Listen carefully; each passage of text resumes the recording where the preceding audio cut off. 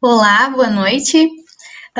Seguimos então a nossa sequência de lives pela democracia, com o tema de hoje, democracia, né? História, lutas e conquistas da democracia brasileira. Hoje a nossa mesa será composta por mim, pelo Hudson Viana. Só tirar meu áudio aqui. E pelo Júlio Augusto, ambos do Centro Acadêmico Ferreira Viana, da Universidade Federal de Pelotas, da Faculdade de Direito, no caso. E para iniciar as falas, eu convido então, eu passo a palavra ao Hudson Viana. Boa noite a todos, boa noite Lani, boa noite Júlio. É muito bom para mim, depois de tanto tempo longe de vocês, estar aqui. E eu acho que eu gostaria de começar. Tem uns ritozinhos, né, que a gente tem que fazer no começo, assim. Eu fico meio entusiasmado com essas coisas, me perco bastante. Mas antes de tudo, se eu tiver que dizer alguma coisa, eu preciso dizer que eu não sou nada, que eu nunca serei nada, eu não posso querer ser nada, mas que a parte disso eu tenho em mim, como qualquer estudante, todos os sonhos do mundo. E eu não tenho muita coisa para poder oferecer do meu repertório acadêmico. Meu primeiro e segundo grau fundamental foram na Escola Estadual José Joaquim Cabral, uma escola estadual que tem aqui na minha cidade. Terceiro ano do ensino médio eu fiz na Escola Estadual Dr. Garcia de Lima, lá em São João del Rei. Passei meio período numa engenharia e finalmente cheguei na minha casa, a casa de Bruno Mendonça Lima, a nossa casa, a Casa do Direito, a UFPEL, e é muito bom estar ali, é muito bom estar com o Júlio no Centro Acadêmico Ferreira Viana, é um prazer para mim. E acho que além disso eu também sou monitor voluntário, inclusive, de Direito Municipal, mas o que eu vim dizer para vocês aqui hoje é: maldita sina que nos fez nascer em tempos tão desconcertados, tão desordenados como os nossos, e que cabe a nós fazermos a nossa parte por consertá-los. Esse trecho, o protagonista da obra de Shakespeare lamenta sua sorte, contudo ele se lança para a ação com o objetivo de mudar o próprio mundo.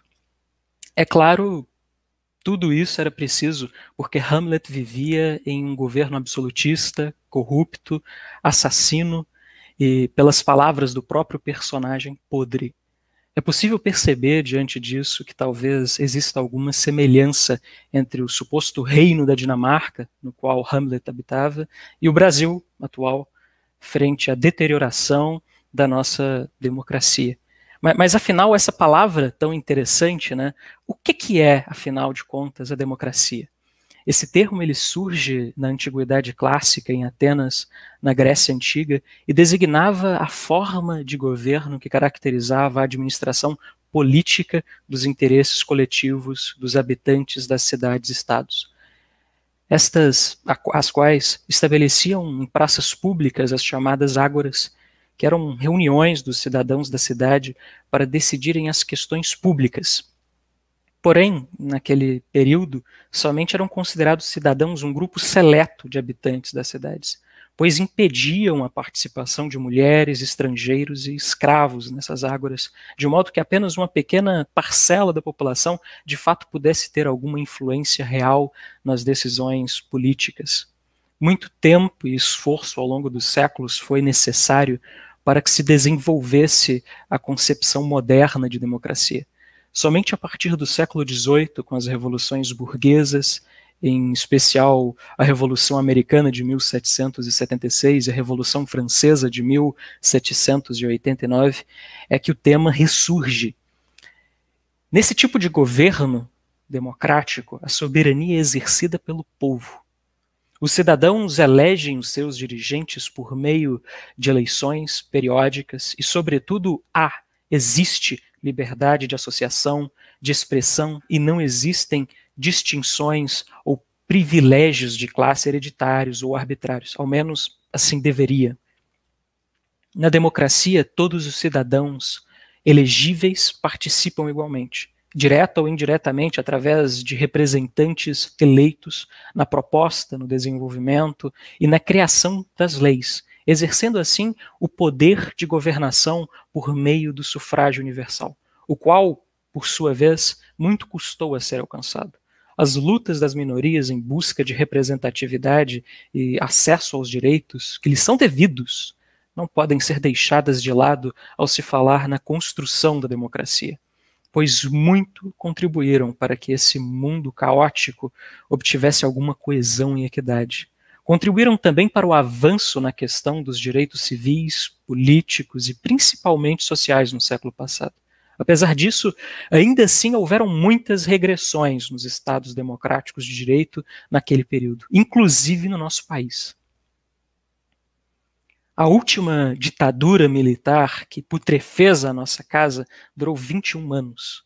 Ela durou de 1966 a 1985 e é responsável diretamente e assumidamente pela morte e desaparecimento de centenas. Muitos outros foram exilados e eu nem irei abordar a questão da censura. De fronte a isso, mesmo após a redemocratização, com ares de esperança e em uma constituição cidadã, alguns se viam como mais cidadãos do que outros. Nesse sentido, seria plausível falarmos brevemente, quem sabe, sobre o acesso à justiça, por exemplo. Enquanto algumas cidades no Brasil profundo não possuem um fórum, de modo que aqueles sem instrução e ou capacidade financeira para se deslocar de uma cidade a outra resignam-se à covardia, resignam-se a conviver com problemas que só poderiam ser resolvidos pelo judiciário. Outros sobrecarregam o sistema judiciário com casos que poderiam ter suas soluções aclaradas, não pelo aval do Estado, mas por um café e uma boa conversa. Ademais, enquanto problemas como esse se assentavam em nossa república, vimos surgir um discurso autoritário, polarizador, o qual no final dos anos 90 e início dos anos 2000 não passava de uma piada de telejornal e de bate-bola, mas infelizmente, conforme foi reverberando e consequentemente polarizando, nos fez chegar na atual circunstância que estamos enfrentando hoje. É isso o que esse discurso vem ameaçando. A liberdade de nos autogerirmos. As eleições não deveriam ser uma carta branca para que pudessem fazer conosco o que quiserem por 4 anos. Então, já que tivemos a sorte imensa e vazia, má e nebulosa de nascermos num tempo tão desgovernado, não basta que choremos pelas feridas da sorte, é preciso agirmos para consertá-lo. Era isso que eu tinha para falar para vocês, eu agradeço pelo tempo e eu peço perdão por qualquer inconveniente ou falha que eu tenha cometido mediante essa oportunidade de fala. Muito obrigado, meus queridos. Falha nenhuma, muito ótima a sua fala, inclusive, muito obrigada, tá, Hudson, muito bom. E dando sequência, então, às falas, eu vou iniciar a minha apresentação. Eu me chamo Erlane Alves dos Santos, mais conhecida na faculdade como Lane Alves. Também venho de escolas públicas, escola municipal, escola estadual, venho do interior do Pará. Uma nortista em solo gaúcho, né?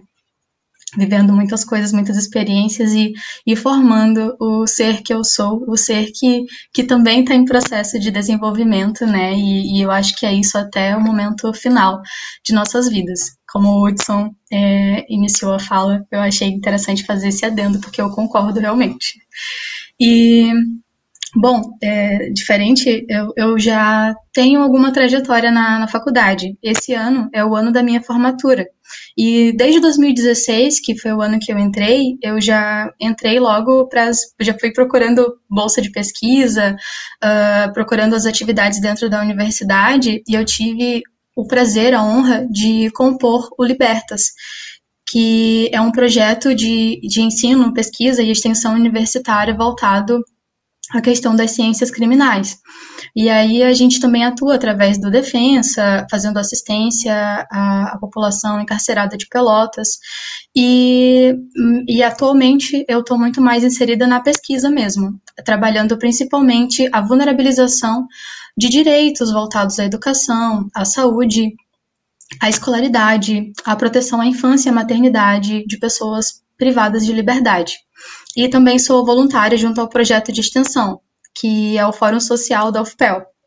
Nesse projeto de extensão, e aí o foco é a atividade extensionista de fato, com a pesquisa no âmbito da extensão também, né, analisando o histórico, para a gente entender bem as razões de ser.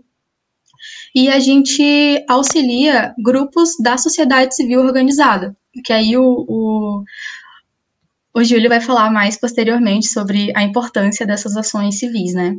Mais principalmente voltado à questão dos estudantes, do movimento estudantil. Bom, já que o Hudson falou sobre a Grécia Antiga, eu acho legal falar sobre os sofistas, que os sofistas foram muito combatidos por Sócrates, né? E os sofistas faziam o quê? Eles iam às ágoras, que o Hudson mencionou, que eram as praças públicas, né? E eles começavam lá a praticar a dialética sem necessariamente, a retórica, na verdade, sem necessariamente um fim de encontrar uma verdade ou uma conclusão, né? Que aí o Sócrates vai chamar de maiêutica, que é essa conclusão que vem dessa troca de ideias. Você conversa, você se questiona para poder chegar numa verdade, que é a síntese que, na verdade, vai se tornar mais um ponto de partida para a continuidade dessa busca de conhecimento. E aí, por que eu trago ele? Porque é interessante para a gente fazer uma análise do guru do governo Bolsonaro, que é o Olavo de Carvalho, que ele faz algo muito próximo dos sofistas que o Sócrates tanto combatia, né? Porque o Sócrates, que é considerado o pai da filosofia, salvo engano. E aí o Olavo, ele vai comentar um livro que se chama Como Vencer um Debate Sem Precisar Ter Razão. Esse livro, eu tenho aqui, seria de autoria do Arthur Schopenhauer, que foi um filósofo que viveu no século XIX, e o que ele fez, basicamente? Tipo, ele morreu antes de publicarem os livros dele. Mas o que ele fazia? Ele desenvolveu a análise da dialética erística, que era uma dialética utilizada por pessoas em espaços de poder na época para convencer as pessoas sem precisar ter razão, né? Bem semelhante aos sofistas. E aí ele vai identificar isso para poder denunciar, né, para poder mostrar o que essas pessoas faziam, porque, né, a gente tendo essa base era fácil de identificar a mentira. Só que aí o Olavo de Carvalho utiliza isso de forma estratégica, tanto que no início do livro dele, desse livro onde ele comenta, utilizando os dizeres lá do análise do Schopenhauer, ele vai falar que enquanto o país, parafraseando os dizeres dele, né? Enquanto o país não investir em educação, o seu povo estará fadado a se deixar levar por argumentações sofisticadas, enfim, sabe? Qualquer linguagem rebuscada seria capaz de levar a população como uma boiada, né? A gente vê bastante isso no governo Bolsonaro. E outra coisa interessante é que eu estava vendo que o Olavo de Carvalho se ofereceu para dar aulas gratuitas a policiais militares. E aí a gente entende bastante também, mais um pouco, né, a adesão por parte das polícias ao Bolsonaro, ao discurso bolsonarista. Então, vou entrar no ponto da minha análise, que é a questão da ditadura, fazendo uma linha do tempo, olhando desde a questão do milagre econômico, que foi uma grande farsa, na verdade. O milagre econômico teria acontecido entre 1969 e 1973, com uma média de crescimento de 10% ao ano. Nesse período, a economia cresceu como nunca antes havia crescido antes. Só que assim, para quem foi que a economia cresceu nesse período? Nesse cenário, se faz interessante analisar, então, a frase do então ministro da Fazenda, Delfim Neto, segundo o qual é necessário primeiro fazer o bolo crescer para então repartir. Mas esse bolo nunca foi repartido. Em 1964, momento em que os militares tomaram o poder, o 1% mais rico da população detinha 20% de toda a riqueza nacional.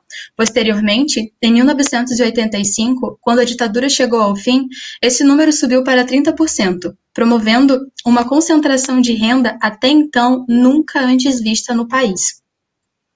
De acordo com o economista Edmar Baixa, 70% da riqueza produzida ia somente para 10% da população na época.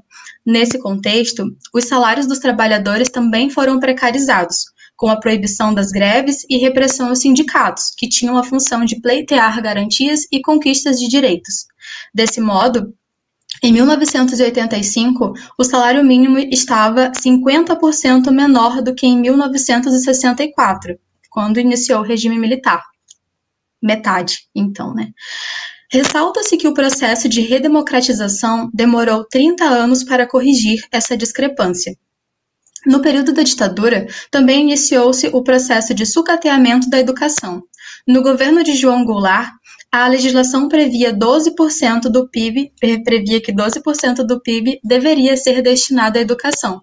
Já a Constituição de 1967, portanto, do período militar, determinava que os investimentos seriam de 7% apenas do PIB, chegando a 5% em 1978. Desse modo, os salários e as condições de trabalho dos professores e professoras pioraram muito, de modo que o magistério deixou de ser uma profissão cobiçada pela classe média e pessoas sem qualquer qualificação começaram a ser contratadas. Portanto, o milagre econômico ocorreu em detrimento das classes mais baixas e do endividamento do país através de empréstimos do mercado internacional. Não fosse bastante, a dívida externa subiu 3 bilhões de dólares em 1964, era 3 bilhões de dólares, subiu para 102 bilhões de dólares em 1984. Isso provocou outro problema, que foi a hiperinflação. Em 1985, a inflação estava em 242% ao ano, que foi o ano em que a gente começou esse período de redemocratização. Então, a gente observa aí o resultado de 242% de inflação. E só para a gente ter uma ideia, atualmente a inflação está em 9% e já é considerada a terceira maior da América Latina. A gente observa por esse período de crise, né, que a gente está vivendo. Ressaltando que, nesse contexto de inflação alta, o seu dinheiro valia muito menos, né? Então, foi preciso de todo um processo para domar a inflação. Findado o período militar, corrigir a inflação foi uma das primeiras metas da democracia brasileira. Para tanto, foram necessários 10 anos e 7 planos econômicos. Mas, mesmo assim, os preços seguiam subindo. No supermercado, os preços dos produtos chegavam a aumentar até 2 vezes por dia. Mas, de fato, a solução veio somente em 1994 com o Plano Real de Itamar Franco no governo FHC. Então, de 1994 a 1995, ou seja, um ano depois, a inflação caiu de 916% para apenas 22%. E só por curiosidade, os grandes partidos, na época que foi colocada lá a proposta do Plano Real, rejeitaram a ideia. Em seguida, já em junho de 1985, José Sarney convocou uma Assembleia Constituinte que foi instaurada em fevereiro de 1987. Essa Constituinte elaborou uma nova Constituição Democrática para o país, conhecida como Constituição Cidadã, com, assim, uma extensa garantia de direitos ao povo brasileiro, já que ela vinha depois desse regime extremamente repressivo, autoritário da ditadura. E essa Constituição foi promulgada em março de 1988. E foi essa Carta Maior que estabeleceu, por exemplo, o Sistema Único de Saúde. Antes do SUS, na época da ditadura, havia o INAMPS, que era o Instituto Nacional de Assistência Médica da Previdência Social. Mas esse instituto atendia somente brasileiros que eram trabalhadores formais, ou seja, com carteira assinada, que tinham uma parcela do salário descontada. O governo financiava outra parte e assim se comprava atendimento da rede privada. Desse modo, o cidadão e o governo patrocinavam hospitais particulares. E quem não tinha emprego contava com a ajuda das Santas Casas de Misericórdia. As pessoas que precisavam desses serviços eram consideradas indigentes. Ou seja, você vê aqui um processo de desumanização, né, da população mais carente da sociedade. Nesse cenário, a ditadura investia somente 1% à saúde pública, que costumava ser mal distribuída entre os territórios. Alguns tinham muito mais acesso e investimento do que outros. Hoje, os quase 2 milhões de brasileiros têm o direito de serem atendidos pelo SUS, que é reconhecido pela OMS como o maior sistema gratuito e universal do mundo. E sobre os governos democráticos pós-ditadura, eu vou fazer só alguns comentários sobre a polarização de antes, que era o PSDB e o PT, né? Que foi o quê? O PSDB ficou 8 anos no governo com o FHC e o PT ficou 13 anos com os governos Lula e Dilma. Só que, apesar das contradições e disputas entre os dois polos antes do Bolsonaro, ambos combateram a ditadura e o Brasil melhorou em ambos os governos, pelo que se observa, né, através dos dados que a gente vai observar agora.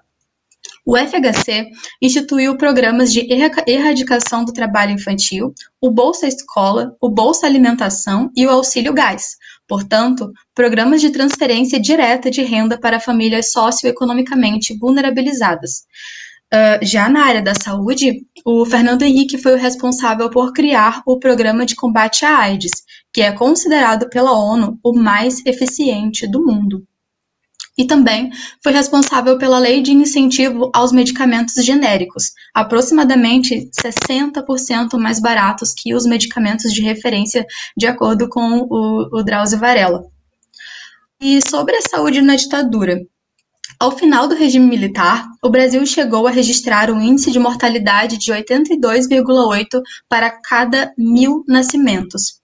Ao final do governo FHC, em 2002, o índice caiu para 23,4, chegando em 13,3 em 2015, durante o governo Dilma. E só uma observação, o Bolsonaro, durante a entrevista ao Roda Viva, demonstrou ignorar completamente conhecimento sobre as razões de ser da mortalidade infantil, chegando até a culpar as mães por má alimentação. Ainda, em relação à educação, o FHC criou o Fundef, que era um fundo criado para financiar o ensino fundamental, que servia para garantir verba para os municípios mais vulnerabilizados, que não tinham dinheiro para investir em educação. Esse fundo ampliou o número de estudantes matriculados em 25%, portanto, de 44 para 55 milhões de estudantes. Mais tarde, o governo Lula tornou o Fundef um Fundeb, que é o que a gente tem hoje em dia, né?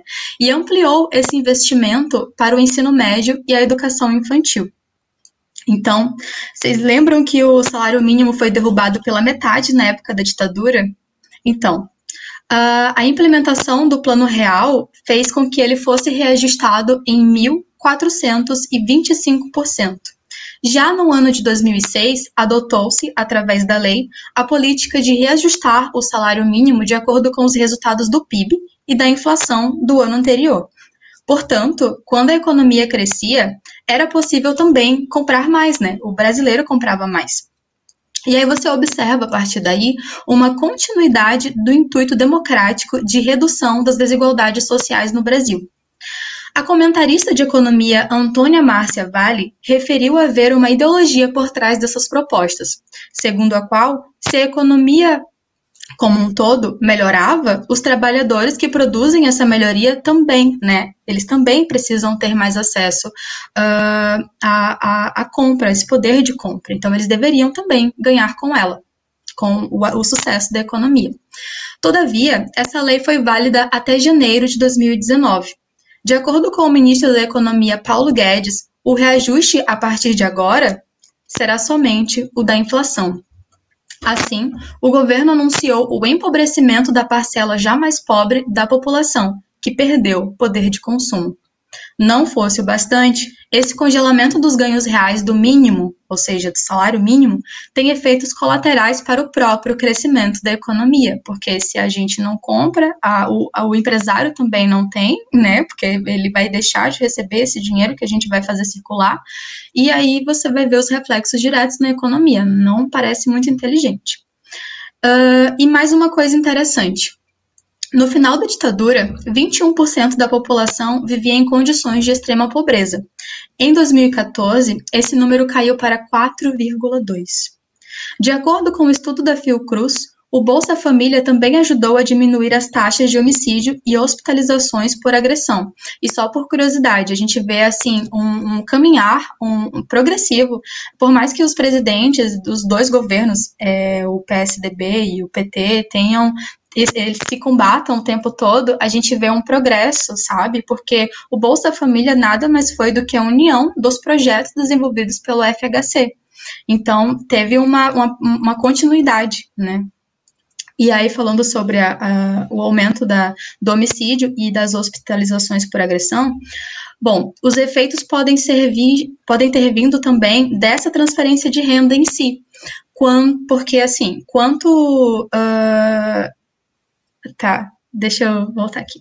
Os efeitos podem ter vindo tanto da transferência de renda em si, quanto como consequência das contrapartidas exigidas, pois, quando a população pede o benefício, as famílias também assumem um compromisso de manter as crianças na escola. Então, em entrevista ao jornal É o País, a pesquisadora Daiane Borges Machado disse, abre aspas, isso gera um maior acesso à educação e essas crianças e jovens ficam menos tempo nas ruas, logo, menos expostas a condições de violência. E há quem fale que a ditadura também foi um período sem criminalidade, né? Perfeita. Todavia, nos 20 anos de ditadura, se deu início a uma epidemia de homicídios que dura no Brasil até hoje. No estado de São Paulo, por exemplo, a taxa de homicídios cresceu 390% no período militar. Antes, as mortes ocorriam muito mais em razão de doenças. De acordo com Sérgio Adorno, professor de Sociologia da USP, na década de 60 se disseminou essa ideia de que a violência é algo normal nas relações sociais. De acordo com ele, a violência é algo que nos divide, e se nos divide, é algo que também acentua as desigualdades sociais. E já no que se refere ao impeachment da Dilma, Timothy Power, diretor do Programa de Estudos Brasileiros da Universidade de Oxford, vai dizer que tem uma ala em defesa da ex-presidenta que diz que a democracia brasileira deixou de existir em 2016. E ele não concorda com esse diagnóstico, mas também não concorda que a democracia brasileira tenha continuado ilesa. Ela teria sofrido uma ferida através do processo de impeachment da Dilma, o qual teria critérios duvidosos. De todo modo, dado o panorama apresentado, observamos que a democracia ainda não está em sua condição plena, mas, definitivamente, também se depreende desse panorama que a saída para um país que passa por uma crise é mais democracia, não a mitigação desta. E dito isto, eu passo a palavra para o meu colega Júlio Augusto, para dar seguimento. Obrigado, Lani. Assim, depois de duas falas incríveis aqui dos meus colegas, né, fica até difícil chegar no mesmo nível aqui.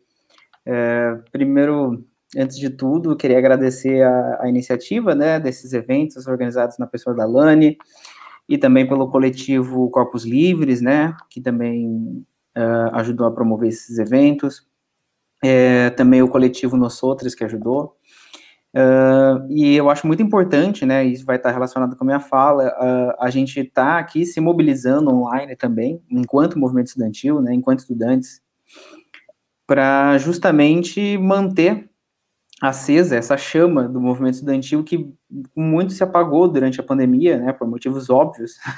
A gente está enfrentando, assim, o pior cenário sanitário de um século, né.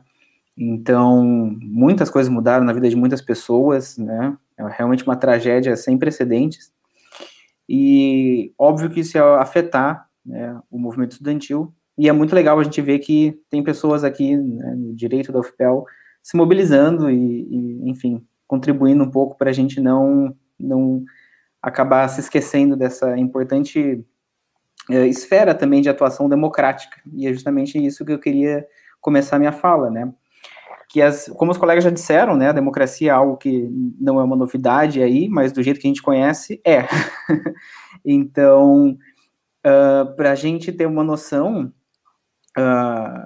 de que a democracia não é simplesmente você ir votar, né, a cada 2 anos para eleger um prefeito, ou governador, ou presidente, ou deputados, mas é uma construção histórica, né, como já dito muito bem pelos 2 colegas, e eu queria ir além e ressaltar de que também é uma construção do dia a dia, né, como a Lani já disse também, que é muito importante a gente exercer a democracia em outros ambientes, né, como o movimento estudantil, participando de um sindicato, participando de um movimento social, participando, às vezes, até da assembleia ou comunidades de bairro. Então, tem várias outras esferas de atuação democrática que a gente pode ter e que é muito importante a gente estar participando.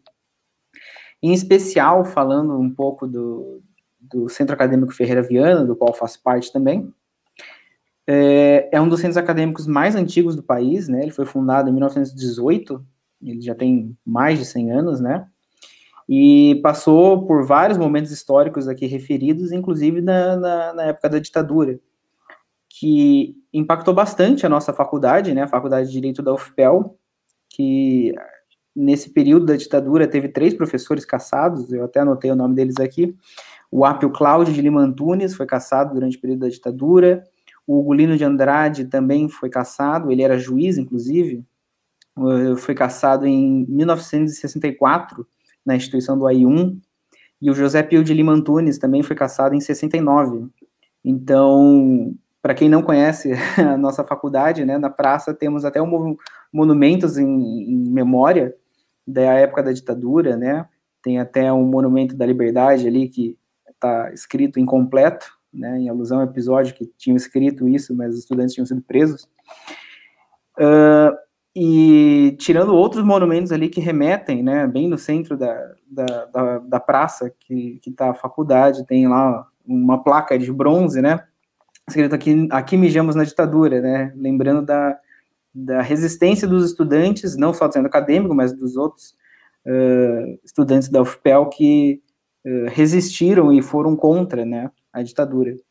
Então, assim, a gente vem bastante dessa tradição aí, né, de se mobilizar contra esses abusos, e é muito importante, inclusive, no dia de hoje, 7 de setembro aqui, né, dia da independência, e que, infelizmente, em 2021 aqui, né, ocorreram os atos antidemocráticos por vários lugares no país. É muito importante a gente lembrar, né, da história da instituição, da história das pessoas que passaram por aqui, para lembrar também do que a gente tem que fazer também, né? Isso que é muito importante, para a gente se inspirar nessas lutas passadas para poder construir e seguir com as nossas próprias lutas. E voltando ao assunto mais específico do movimento estudantil da UFPEL, né? Eu também, além de participar do Centro Acadêmico Ferreira Viana, eu também participo do Conselho de Centros Acadêmicos da UFPEL, e, inclusive, já está em curso a eleição para o DCE, né, o Diretório Central dos Estudantes. E é muito importante que todo mundo participe, né, até aqui aproveitar e convidar todo mundo que está assistindo, ou que vem nos assistir depois, na gravação, a participar da eleição para os representantes do DCE, porque isso também é um exercício de democracia, né, a gente escolher os nossos representantes. Vou até colocar aqui as datas, né. A eleição vai ser do dia 14 a 16 de setembro, na versão online, vai ser pelo sistema Helios, como também já foi a eleição para reitor. A gente vai ter uma eleição presencial também no dia 16, que vai ser das 10 a meio-dia, e das 2 às 6, que inclusive está aceitando inscrições para mesário, vou até colocar aqui no chat para poderem acessar depois. Tem os links da COI, para quem quiser se voluntariar como mesário, porque vai ter essa oportunidade aí no dia 16 também. E é muito importante, né, como já foi bem apresentado aqui, é muito importante a nossa participação para o processo democrático, né, a democracia, ela também acontece com a participação direta, né, dos atores políticos e de nós, né, do povo como um todo. Nesse sentido também, acho que é bom a gente lembrar também de uma história recente, né, que já também nos assola, como já também disse o Hudson, né, malditos tempos que vivemos, que desde 2018, aliás, um pouco antes, né, desde o golpe de 2016, relembrando também a fala da Lani, a gente já vive um período de instabilidade democrática, e na verdade, no meu ver até, né, de ruptura democrática, tirando uma presidenta eleita democraticamente, certo? Com um crime de responsabilidade que não era crime, não é verdade? E com isso, a gente chegou nas eleições de 2018, lembro muito bem, e a gente teve o primeiro colocado nas pesquisas preso, né? E chegamos aí no atual cenário em que o presidente participa de atos antidemocráticos, faz todo tipo de movimento contra a democracia, ameaças de golpe, e isso se espalha na grande mídia também, né? Então, claramente a gente pode ver que há um bom tempo a gente não está numa normalidade, né? Como a gente acabou até, o pessoal aqui da minha idade acaba lembrando aí, né? Dos tempos mais antigos que a gente podia votar tranquilamente, não tinha grandes problemas assim, né? Os problemas eram outros e a vida era um pouco mais tranquila até. E, em especial, lembrar de um momento importante que eu até participei, né? Em 2019 teve um grande ataque à educação brasileira com a pauta do Projeto Futurice por parte do governo federal, que já vinha mostrando, né, desde a eleição e antes, inclusive, mas que colocou em xeque a educação brasileira, né, a educação pública, e eu lembro que a mobilização dos estudantes foi muito grande, né, foi realmente incrível ver aquilo e organizar aquilo na época também. A gente teve vários professores no direito indo para a rua, a gente teve projetos da universidade na rua, levando, aproximando a universidade das pessoas, né, algo também que é muito importante da gente pensar e que nesses tempos de pandemia ficam bem distantes, né, por enquanto, e fica tudo meio que pausado, mas que desde 2019 a gente vem enfrentando esses problemas, né, e lutando. Obviamente que agora, com a questão da pandemia, tudo fica muito mais difícil, da gente estar se mobilizando nas ruas e a gente está, enfim, minimamente seguros para poder ocupar outros espaços, né?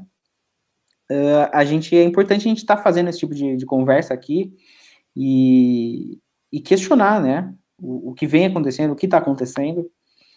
E nesse sentido, né, entra aí o papel dos centros acadêmicos, dos movimentos estudantis, de sempre se pautar contra esses ataques, né, que já é uma história, já é uma realidade. Então, eu queria até mais fazer um convite para quem está assistindo a gente, de procurar o seu centro acadêmico, procurar os representantes, fazer parte e junto, né, que é muito importante manter esse tipo de organização funcionando, né? Afinal de contas, são os estudantes defendendo as suas pautas. Mas, além disso, né, defendendo vários valores democráticos que a gente já até viu aqui. Também queria falar um pouco da atualidade, né, do que aconteceu hoje, né, da efeméride, do evento, na minha opinião, até risível que foi, mas também muito triste, né, para a democracia como um todo, que a gente vê o líder do executivo criando uma instabilidade entre os poderes, né, inclusive é reputado crime pela Constituição. Os colegas podem me lembrar aqui do artigo, artigo 5º, algum inciso. Então, assim, a gente vê que realmente são tempos muito difíceis. E eu queria comentar um pouco aqui com o pessoal, acho que seria legal a gente colocar aqui todo mundo e a gente poder trocar essa ideia. Coloquei aqui um pouco todo mundo junto aqui. O Hudson ficou um pouco pro lado. E, na minha opinião, assim, foi um ato bem fraco de certa maneira, né? Mas mesmo assim a gente não pode ignorar a quantidade de pessoas que estavam na rua se manifestando a favor do governo, né? Um protesto a favor. Parece um paradoxo às vezes isso, falar esse tipo de coisa. E levando em consideração todo o contexto que a gente está vivendo, em que já temos mais de 600 mil mortos pela pandemia, segundo a última informação que eu tinha visto na TV, a gente já bateu essa triste marca, que são pessoas que morreram por uma doença da qual já tinha cura, na verdade. Então, são pessoas que morreram pela inação do Estado, né? E quando a gente tem um cenário de inação do Estado, e que o Estado está realmente indo contra a população, a gente já vê que, bem, de repente a democracia não está funcionando como ela deveria estar, né? E dentre os outros fatores que estão influenciando muito esse nosso momento histórico, a gente vê a mudança climática, e inclusive com vários tipos de alteração de temperatura, a gente vê desmatamento literalmente correndo solto no Brasil e sendo incentivado por parte do executivo. A gente está vivendo um período com o maior desemprego quase da série histórica, certo? Então, no meio de tantos problemas, me impressiona ver aquela quantidade de pessoas manifestando a favor, né, de um cenário de caos, né? Isso é até aterrorizante, no caso. E, nesse sentido, também, queria lembrar, né, de outras coisas boas que estão acontecendo, inclusive,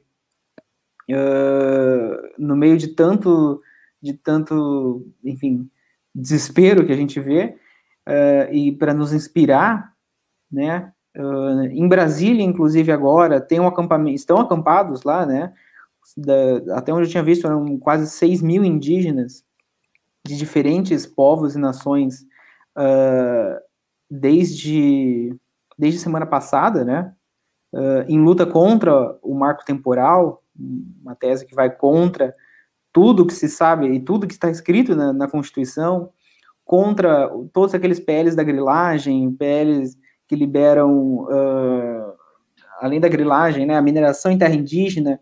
Então a gente vê o movimento de povos indígenas ali na luta, como eles estão desde que esse país foi fundado, né, entre muitas aspas aí, e a gente vê que esse genocídio que começou desde o dia 1 deste país, se perpetuando até hoje, né, com esse caso dos 600 mil mortos, né, que continuamente é um outro genocídio.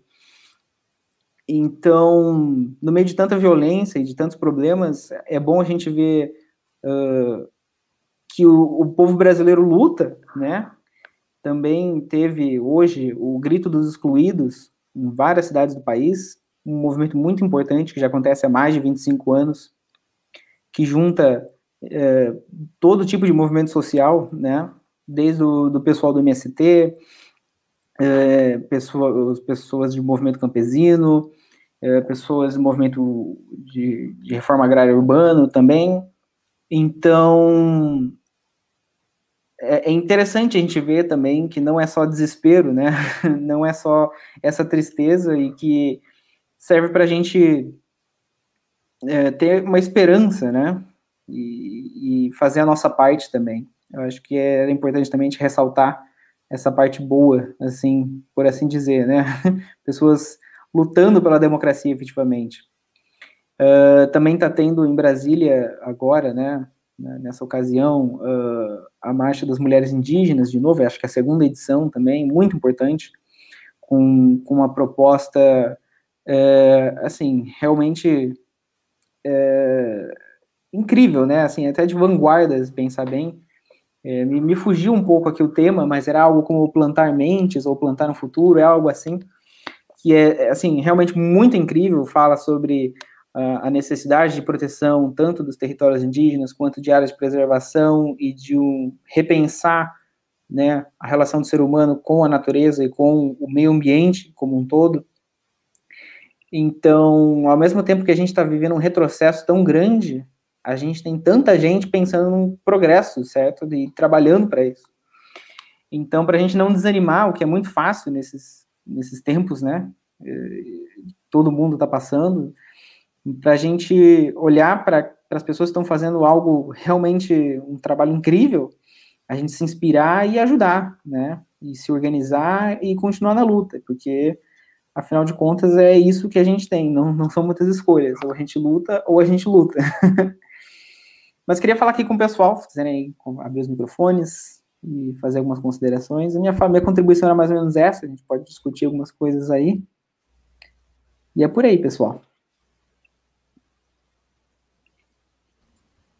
Felipe Encarnação comentou aqui, mulheres originárias reflorestando mentes para a cura da terra.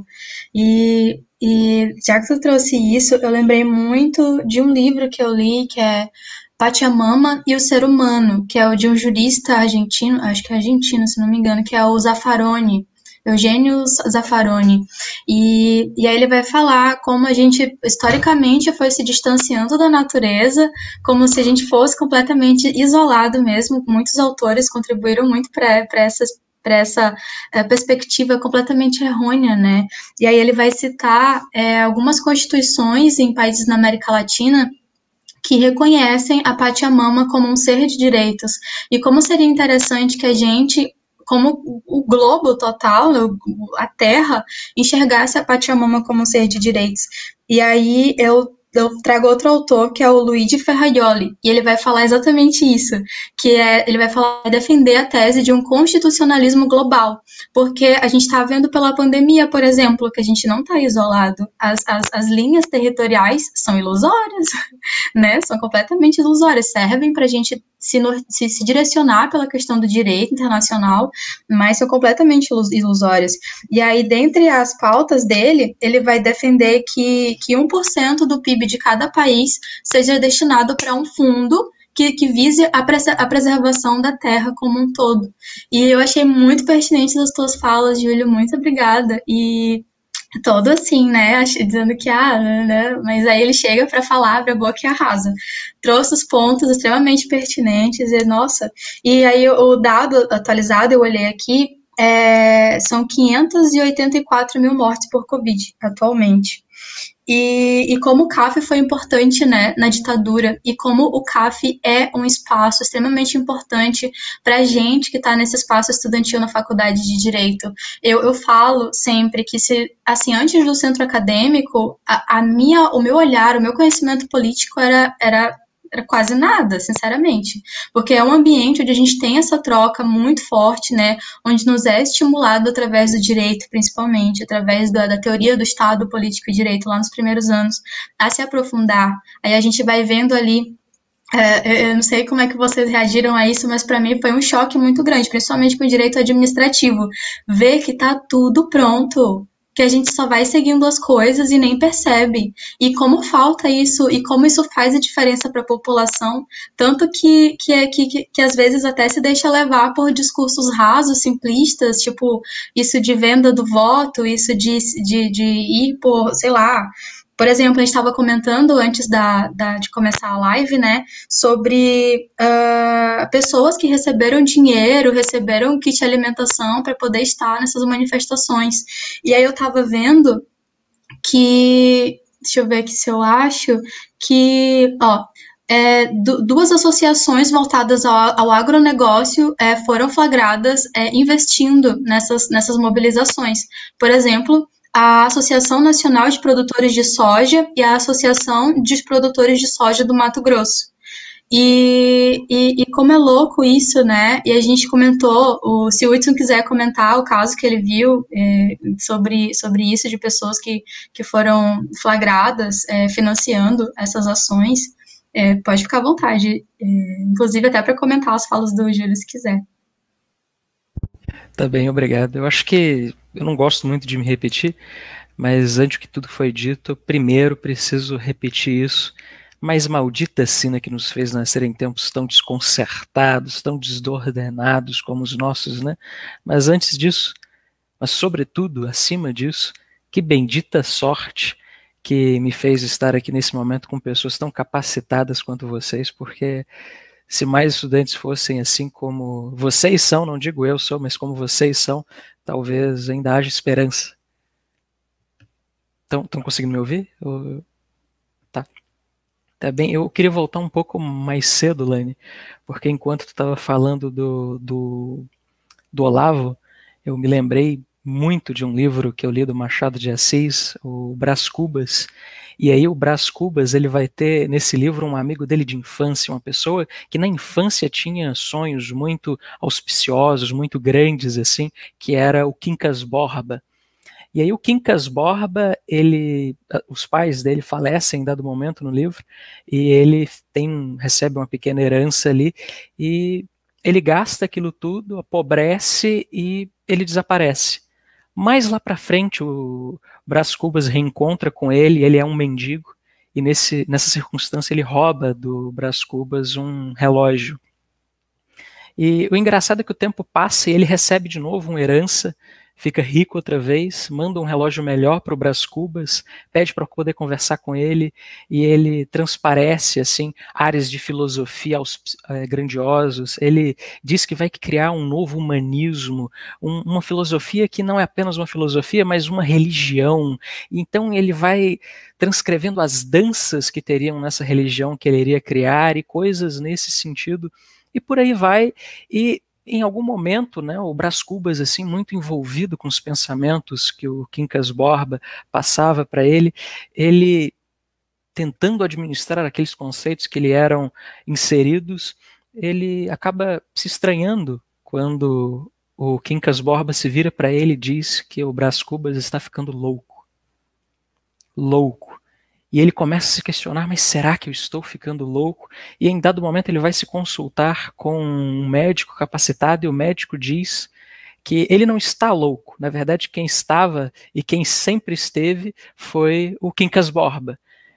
Na minha concepção, esses pseudo-filósofos, essas pessoas que vêm se adquirindo de uma fama na internet para poder nos influenciar outros de alguma maneira, elas me parecem, e é um estudante aqui que está falando, eu não tenho capacidade nenhuma para poder propor isso, apenas do pouquinho, muito miúdo que eu sei, mas me parece que esses novos Quincas Borbas, que antes só iriam influenciar os seus amigos de bar a pensar em coisas que eles iriam propor, agora conseguem influenciar vários bares mundo afora através do YouTube, fazendo de loucos, mas de filósofos, e se travestindo dessa maneira de uma forma que eles se parecem muito mais do que são, e acabam causando toda essa dicotomia, todo esse problema que a gente vem vendo o Olavo causando aí nos últimos tempos. Não sei se você concorda comigo. O que você acha?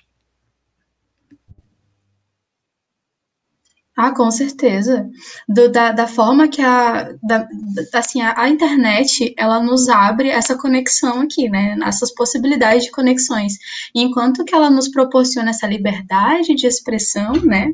Essa liberdade também vai propiciar espaços para que pessoas como Olavo de Carvalho manifestem cursos. Tipo, ele já foi processado por causa de coisas, enfim, que ele fez, mas ele não foi proibido de seguir emitindo seus cursos. Então, acho que é por aí. As pessoas estão muito num discurso de liberdade de expressão a todo custo, né? Sem observar os princípios éticos constitucionais que a gente precisa analisar.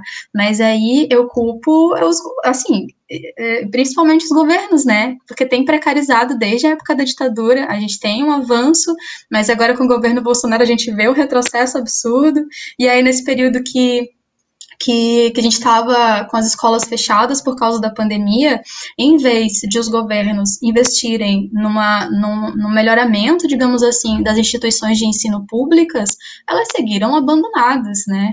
E aí os estudantes vão voltar agora e vai seguir em mais do mesmo, né? E cada vez mais sendo mitigadas essas questões. E aí que esses filósofos, né, utilizam com muito cuidado para usar o termo, esses pseudo-filósofos vão se aproveitar. Borba.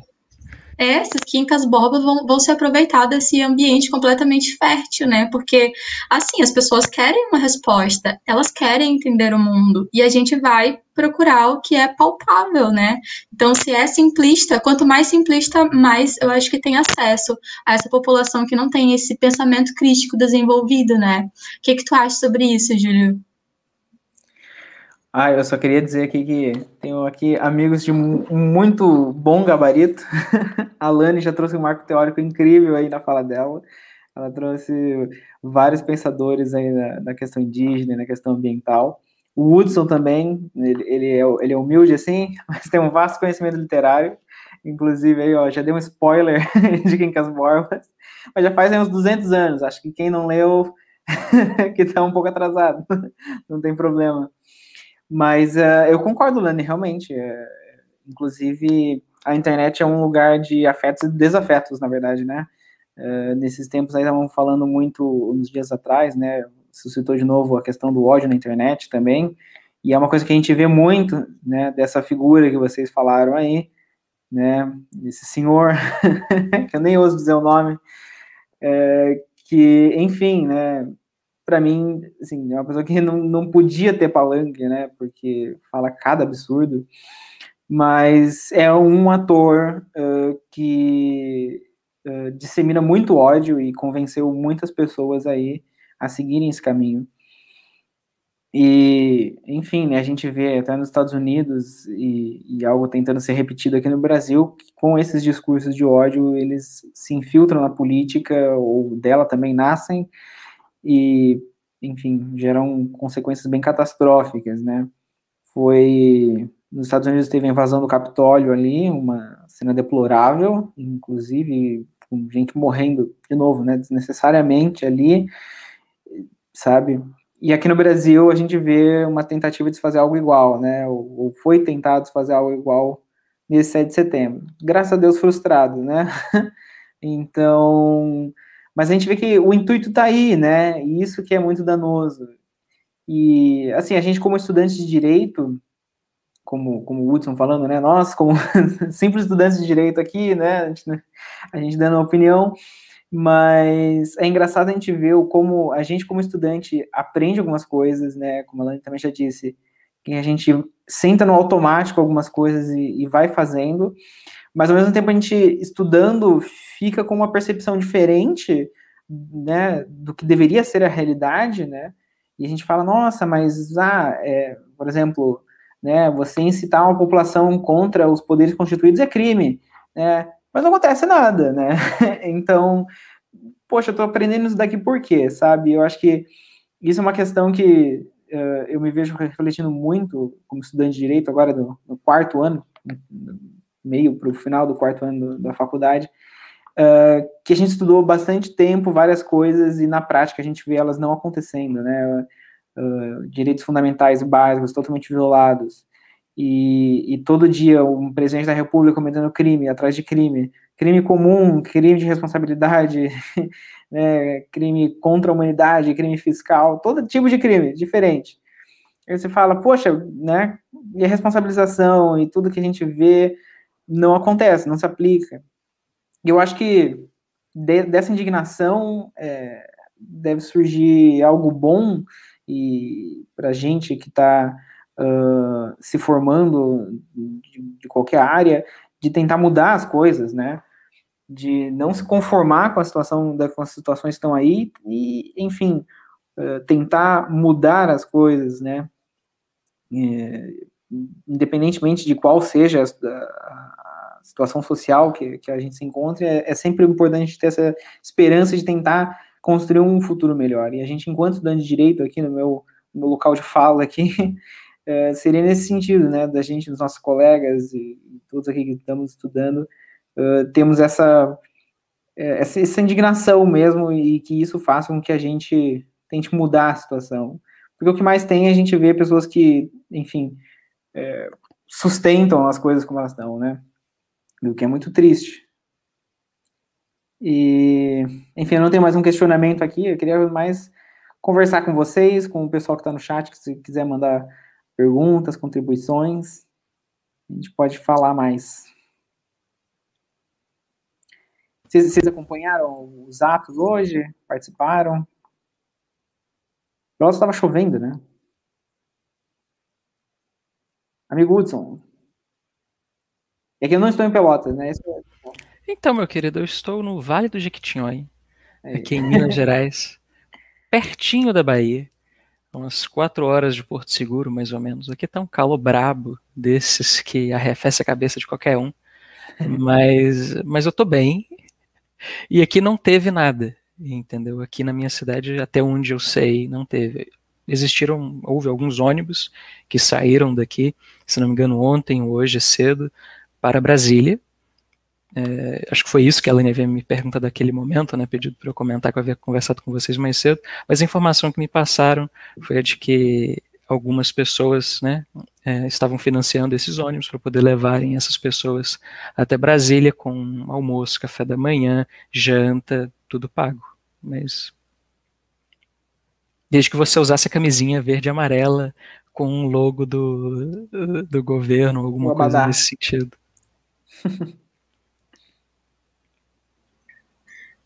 O que eu vi foi isso também. O que eu vi foi um vídeo pelo Meteoro Brasil mostrando uma pessoa filmando um cara passando nas cadeiras do ônibus, né? Entregando dinheiro. E aí a pessoa que estava filmando ficava assim, nossa, é verdade, estão dando dinheiro mesmo. Era uma camisa, o vale alimentação e dinheiro, sabe? Super felizes ali. E isso parece que foi algo bem amplo, né? E aí por isso que a gente teve uma massiva representação ali. Enquanto que na posse do Bolsonaro, os jornalistas não tinham acesso a cadeiras e água, né? Aí nesse cenário a gente vê algo completamente diferente. Hoje eu não fui pro ato, hoje estava meio que chovendo, mas eu estava estimulando os meus amigos a irem, porque eu estava também produzindo a fala para hoje. E aí eu falei para eles, gente, eu vou militar pela internet. Né? A gente vai fazendo o que pode. O João Tavares falando aqui. Aqui em Pelotas houve o que um amigo chamou de cornociata. Ai, ai. Meu Deus. Que loucura. E alguém quer falar alguma coisa? Não? Só complementar que realmente se manifestar pela internet ainda também é um jeito de resistência, né? A gente sabe que nem todo mundo está podendo, né, sair, né, justamente porque nem todo mundo conseguiu se vacinar. Outro drama, né, nacional, outro drama brasileiro, que a gente negou vacina, a gente não incentivou a produção da nossa vacina aqui em território nacional. Na CPI da Covid, quem estiver acompanhando também sabe disso, está vendo bastante a quantidade de esquemas, né, de corrupção e de, enfim, métodos de atrasar a vacinação que foram aí executados. Então, isso vai se somando para o nosso cenário aí, que por mais que estejam ocorrendo, né, algumas flexibilizações, enfim, a gente ainda está no meio de uma pandemia, ainda a situação é bem complicada, né?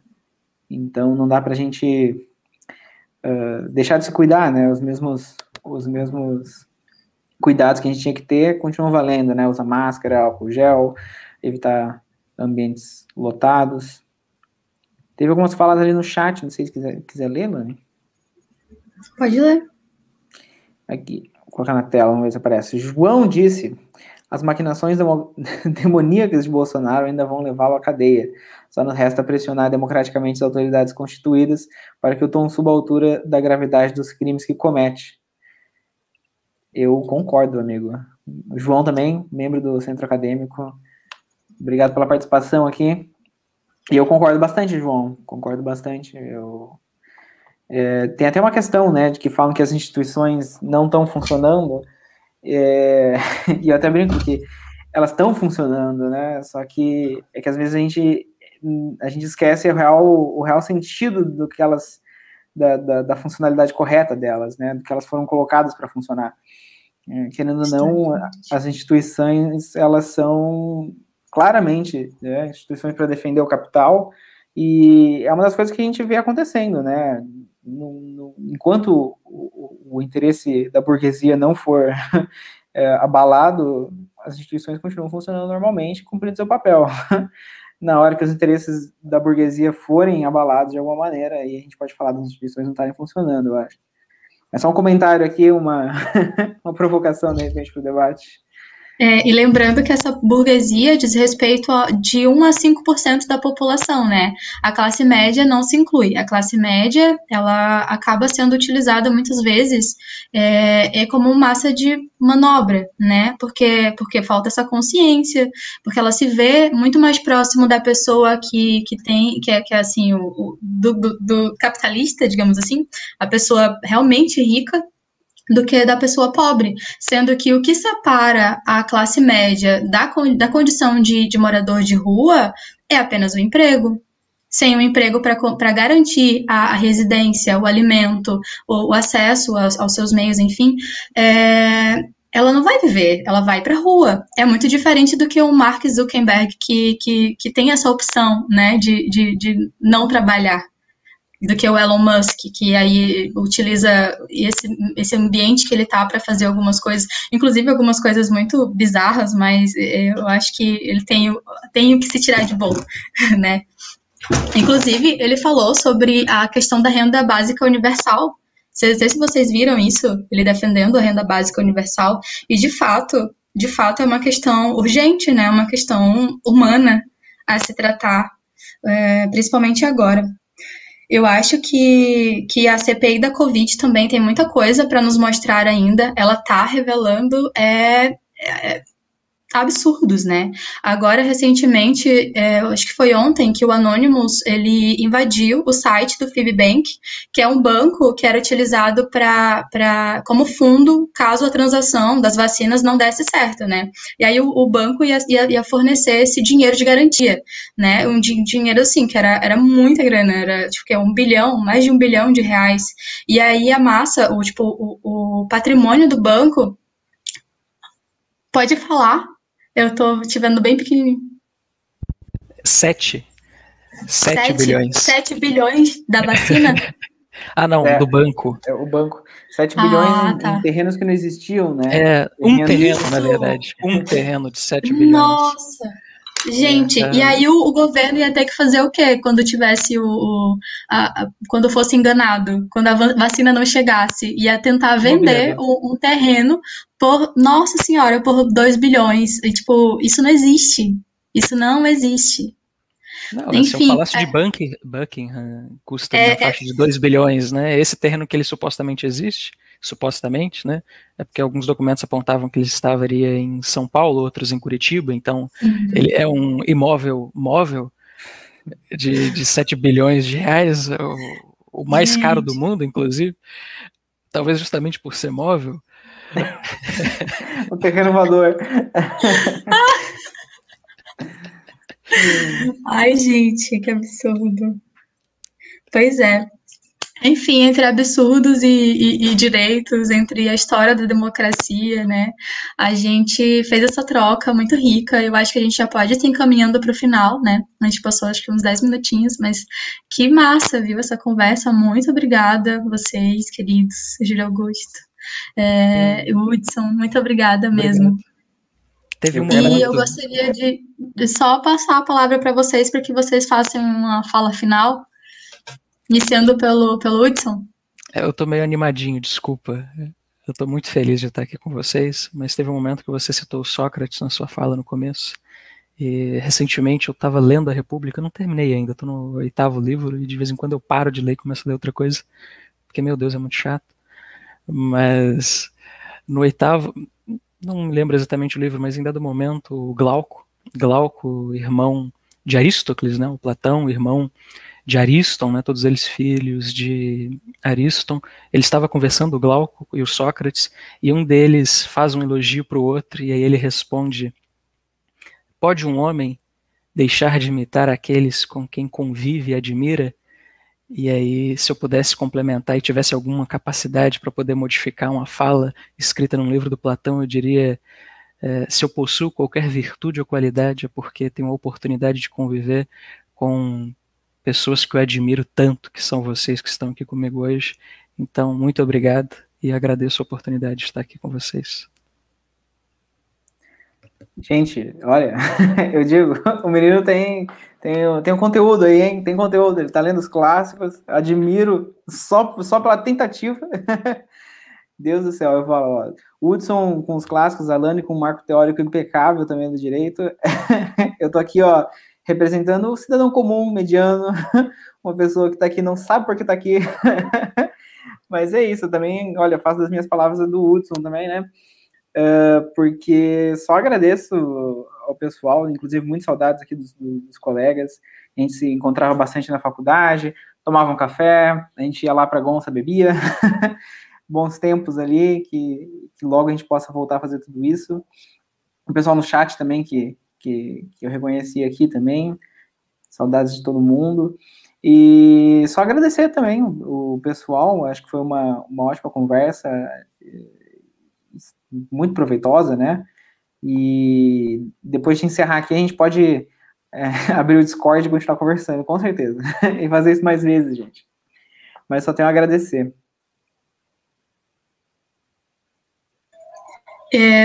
Por fim, eu vou então, acho que ler as duas perguntas aqui do João. E aí, se vocês quiserem complementar também, inclusive. Agora que eu vi que ainda tinha perguntas. Pergunta que sempre me vem à cabeça e nunca sei responder. A que vocês atribuem esse discurso bolsonarista que culpa outros por uma crise que ele mesmo causou? Eu, particularmente, atribuo isso à educação de péssima qualidade e à mídia lavajatista. Vocês pensam diferente? Definitivamente a educação, como a gente já mencionou aqui, tem um papel fundamental, né? No caso, a precarização e a falta de um discurso crítico, porque a gente bebe muito ainda do discurso colonial, e aí por isso a importância desse pensamento decolonial que a gente tem desenvolvido muito na universidade, né?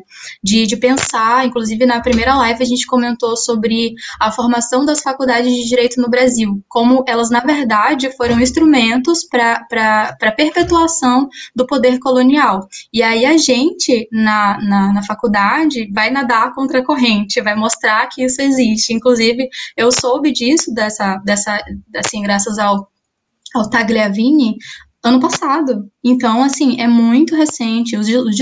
Essa pauta decolonial é muito nova.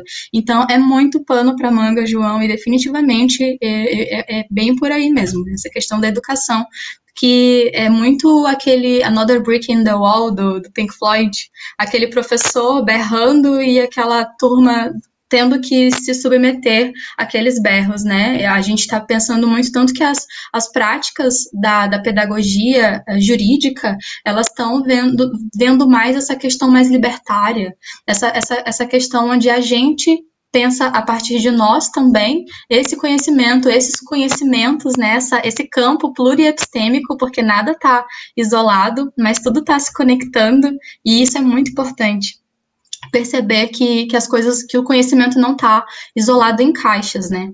E é debate, é levar o debate sempre através do movimento estudantil, através dos centros acadêmicos, dos coletivos, né? E nos espaços de conversa também. Eu acho que a gente está num momento onde os espaços de bar, né? Agora que vai abrir os bares, né?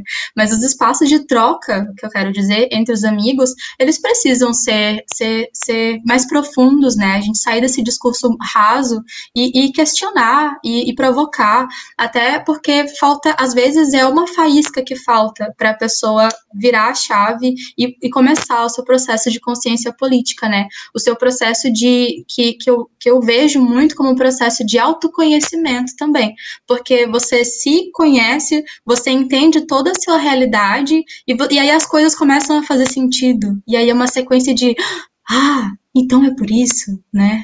E eu espero ter respondido, mas eu acho que é muito mais reflexão do que resposta. O que tu quer, João? Então a gente pode trocar essas ideias aí depois, quando a gente puder, tiver todo mundo vacinado, né? E a gente puder se juntar, fazer uma aglomeraçãozinha, saudades. E, no mais, eu agradeço muito a presença de vocês, eu agradeço muito a presença de quem esteve aqui, de quem assistiu as 4 lives. Se você é de fora da universidade, então, muito obrigada também a sua participação. Se você é de algum dos projetos do Fórum Social, porque eu mandei o pessoal do Fórum Social também para ver para que eles também entrassem, né, nesse debate, nesses conhecimentos sobre o direito. Eu sempre tento trazer, eu e o Felipe Encarnação, que também faz parte, que também tem me ajudado muito durante a organização dessas lives. Agradecer aos coletivos, ao Corpos Livres, ao Nosotras, ao Centro Acadêmico por terem topado essa loucura de última hora, né? Mas questões urgentes pedem ações necessárias e essas trocas são absolutamente necessárias. E caso vocês não tenham mais nada para falar, eu encerro a live por aqui. Vocês gostariam de mais alguma coisa? Só agradecer realmente. Muito obrigado, Lani. Parabéns também pela iniciativa, pelo empenho aí. O Felipe também. E todo mundo que participou das outras lives aqui também foi bem legal. Agradecer pelo espaço. E parabenizar todo mundo mesmo. Não sei se eu posso fazer outra coisa além de dar os parabéns também a todos os envolvidos, porque foi muito bom. Foi muito bom. Pode fazer um bolo, Hudson. Saudades do bolo do Nossa, bolos, né? saudades também. Eu quero Esse cara faz um bolo muito bom. Muito bom. Fazendo uma propaganda aqui para a internet inteira. O Hudson e seus bolos. Não, olha, o Júlio tinha falado que a gente ia para Gonçalo de vez em quando, mas eu não bebo. Eu só acompanhava eles mesmo. De vez em quando eu levava um bolinho de cenoura, um café. E aí a gente sentava e ia comendo e batendo papo. Tem coisa melhor que isso? Não tem. Ai, que delícia. Pois então, nos vemos em algum lugar tomando um cafezinho com bolo. Tchau, gente. Eu fico, nós ficamos. Tchau, gente. Grande beijo.